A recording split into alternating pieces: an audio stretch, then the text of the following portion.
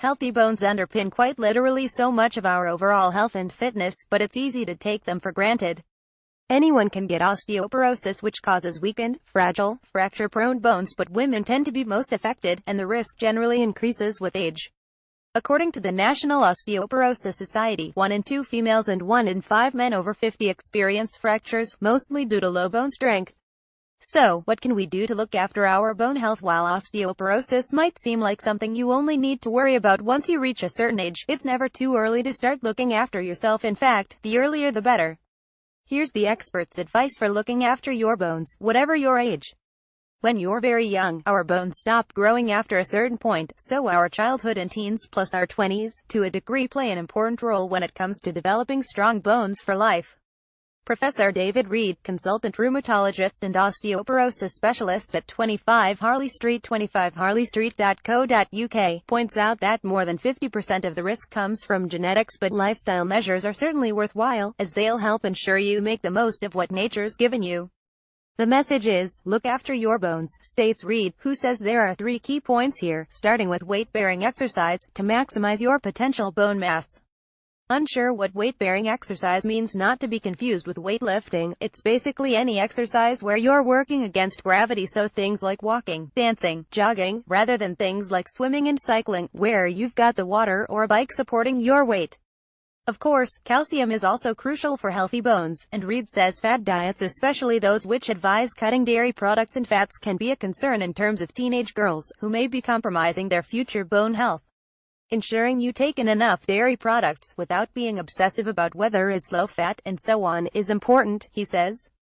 And if you do need or choose to use non-dairy alternatives, such as soya milk or nut milks, then make sure they're supplemented with calcium. And then the other matter is vitamin D, Reed adds.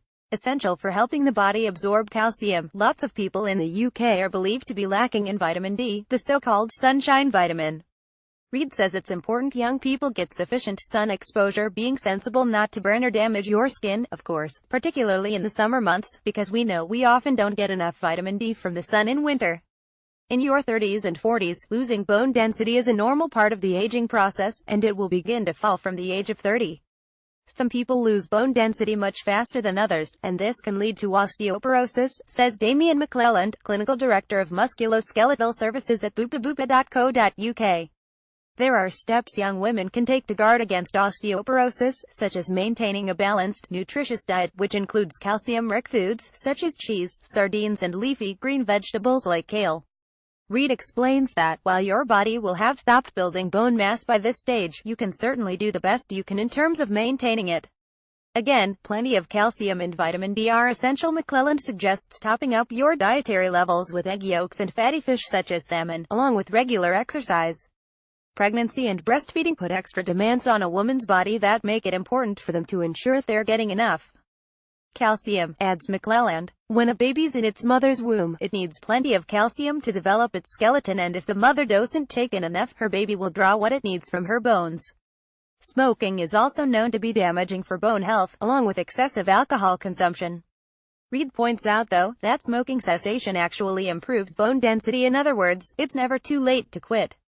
Powering on certain types of exercise can help in your 50s, 60s and beyond. Women lose bone density rapidly in the first few years after the menopause, says McClelland. There are no symptoms in the early stages of bone loss. However, once someone's bones have been weakened by osteoporosis, they may experience loss of height, a stooped posture, or back pain caused by a fractured or collapsed vertebra.